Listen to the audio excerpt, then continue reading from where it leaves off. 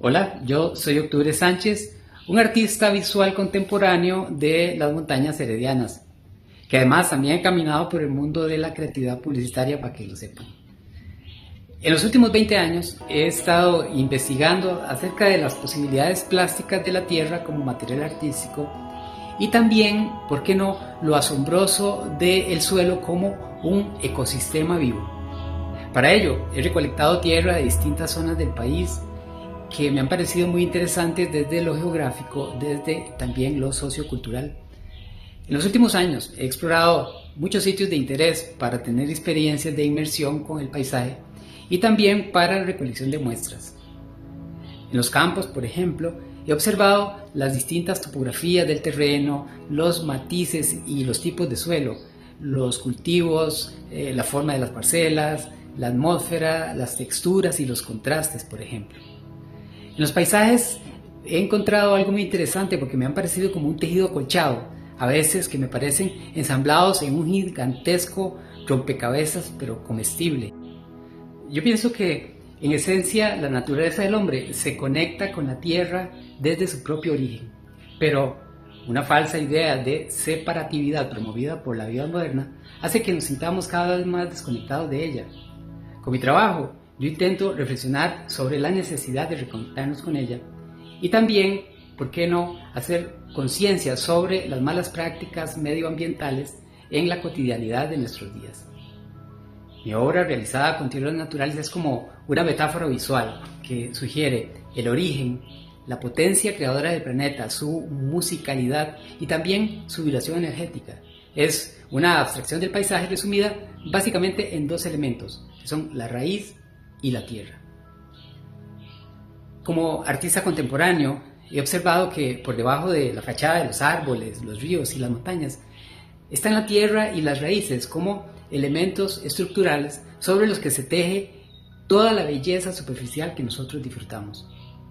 La fuerza telúrica y la estructura de los suelos es algo que yo antes no percibía al observar el paisaje. Sin embargo, ahora sé que la ecología del paisaje involucra muchos otros elementos que poco a poco voy incorporando en mi obra. Así que yo les invito a seguir mi proceso creativo en mis redes sociales también.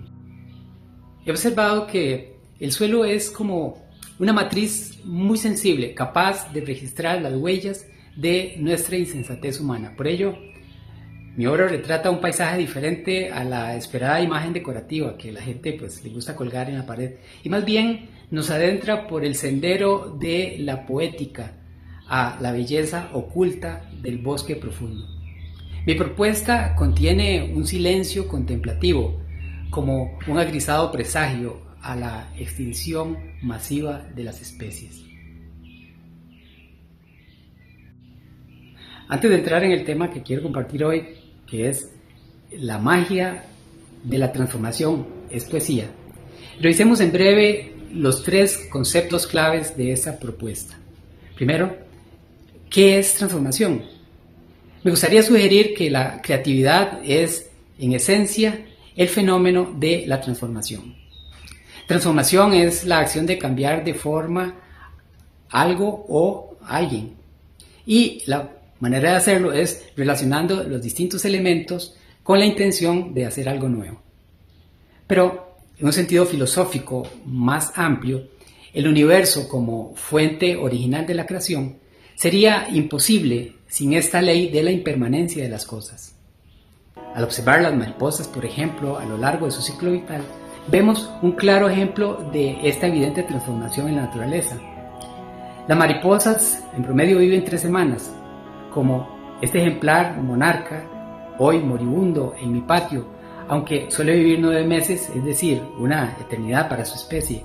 Ahora llega al fin de su ciclo y nos recuerda el principio de la polaridad entre vida y muerte y en consecuencia también, ¿por qué no?, lo efímero de nuestra vida. Ya desde tiempos ancestrales, el poder de la creación es un misterio insondable. Para un verdadero artista esto implica aprender muchas cosas, pero sobre todas ellas aprender a ver sin los ojos, es decir, a explorar la realidad desnudo de preconceptos y de etiquetas hasta lograr que el mundo se detenga por un instante y entonces, así, penetrar el abismo del silencio. Aunque el silencio es oscuro y vacío, es además el espacio ideal para deconstruir la realidad, para modelarla a nuestra imagen y semejanza, cuando encontramos aquello que algunos también le llaman inspiración. Pero sigamos. ¿Y qué es la magia? Bueno, la magia para mí es aquel aspecto misterioso de la creación que es capaz de generar vida.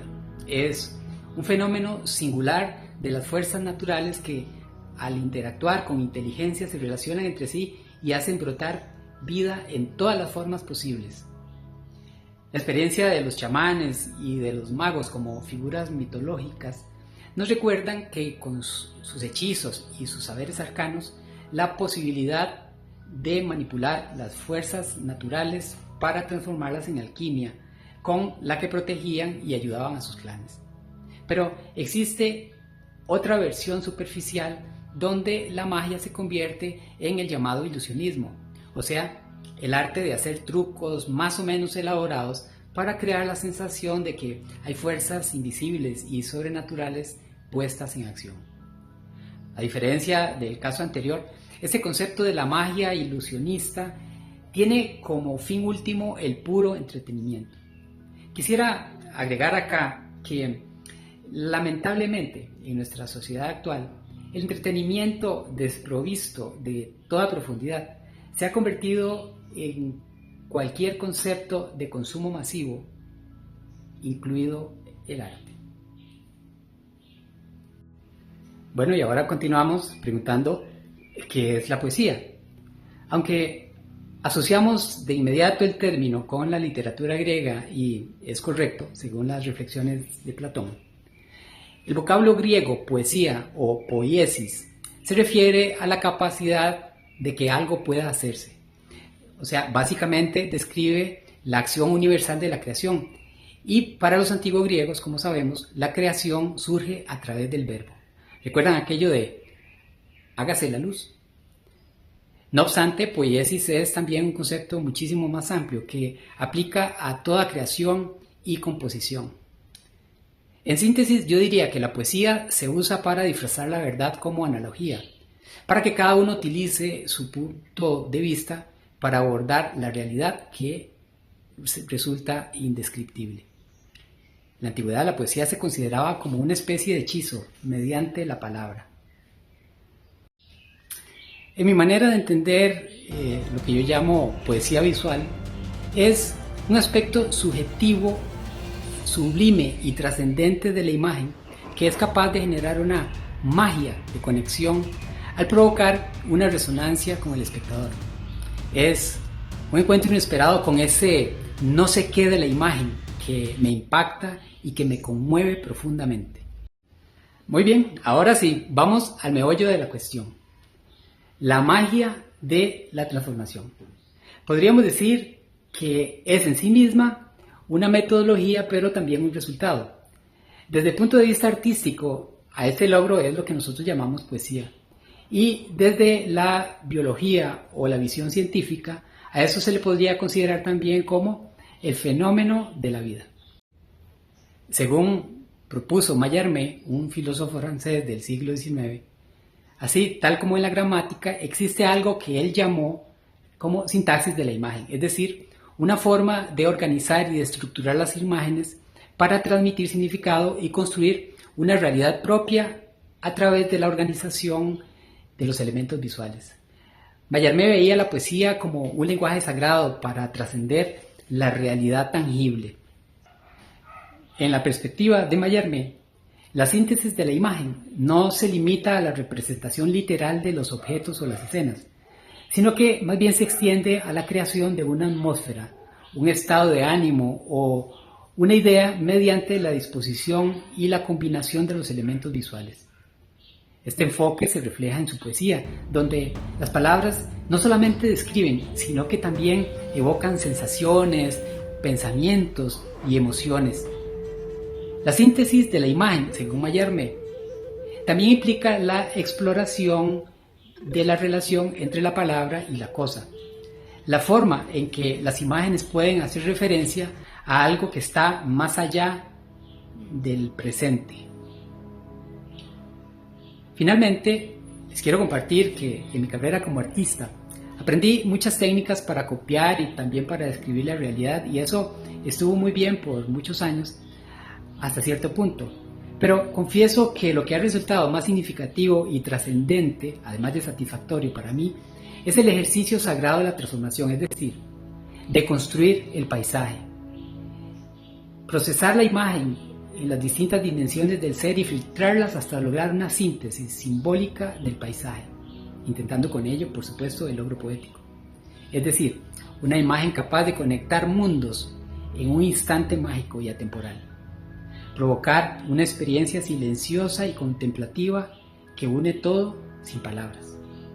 Confieso que aunque uno intenta el ideal poético, el resultado de la transformación no siempre es poesía. Aclaro que no siempre logro algo mágico. Por eso el artista es diferente al ilusionista, que dominando la técnica siempre asegura el resultado. En mi experiencia, reconozco que no existe la fórmula mágica para lograr la poesía, ya que esto es una cualidad de iluminación más allá de la técnica.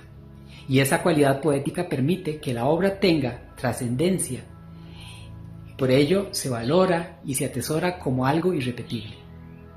Y para ir cerrando esta experiencia, quisiera compartir con ustedes una experiencia que también he tenido desde mi estudio. Veamos. Cada día frente a mi estudio ocurre un fenómeno que yo considero un acto de verdadera magia natural. Y es que las hojas de los árboles actúan como espejos mientras reflejan la luz del sol y convierten los fotones inorgánicos en materia orgánica que es consumible para la planta. La síntesis para convertir esa partícula de luz en una molécula de energía química que además hace funcionar a las plantas requiere de una avanzadísima tecnología que las plantas ya resolvieron hace millones de años al desarrollar una aplicación entre comillas que hoy conocemos como fotosíntesis. Este es un hecho cotidiano y maravilloso de la naturaleza, sin la cual la vida en el planeta no sería posible. Por ello, he realizado esta obra titulada como Espejo, que es un tributo a este milagro que ocurre en cualquier espacio donde hay hojas presentes. Esta pieza está realizada en una técnica mixta en la que he utilizado acrílico y tierra natural del volcán Turrialba. He usado un adhesivo metalizado y además he agregado musgo y líquenes del tipo crustáceo que le agregan un color verde brillante cuando se les humedece. Quisiera señalar que los líquenes son unos seres vivos muy especiales, pues no son plantas y tampoco son hongos, más bien es una especie mutualista, un ejemplo de cooperación entre una alga y una cianobacteria que se nutre del aire. Por ende, esta puede vivir en el interior de una casa y no requiere de cuidados especiales, pues solamente se necesita un poco de agua de vez en cuando. Los líquenes fueron los primeros seres en habitar el planeta, pues son los precursores de las plantas y de los bosques. Cuando el planeta recién formado terminó de enfriarse y era roca sólida, entonces aparecieron los líquenes, que ayudaron en el proceso de meteorización de la roca para la formación del suelo que hoy conocemos. Qué tuanis, ¿verdad?